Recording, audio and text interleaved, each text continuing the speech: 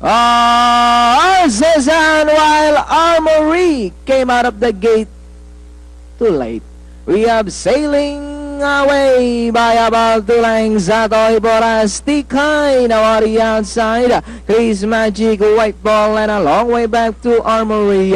We have sailing away the leader by about 2 lengths. Atoy Boras in second. Tikay, on the outside in between horses. Chris Magic. Racing in fifth comes White Ball, and Armory still racing him as. And inside a half mile, and that's still sailing away. A solo leader by about 5 lengths. Atoy Poran still in second. White Ball on the outside, third. Tika in fourth.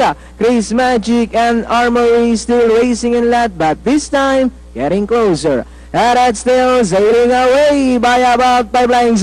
Atoy Poras, White Ball is on the outside, Tika in fourth. Armory and Chris Magic.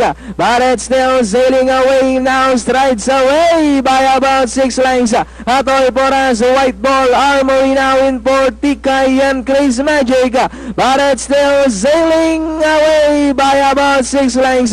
Atoy Poras, Armory now moving about the outside to take second.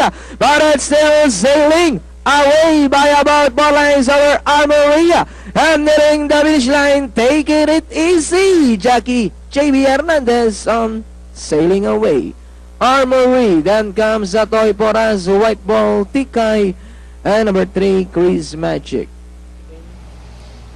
Okay, sailing away.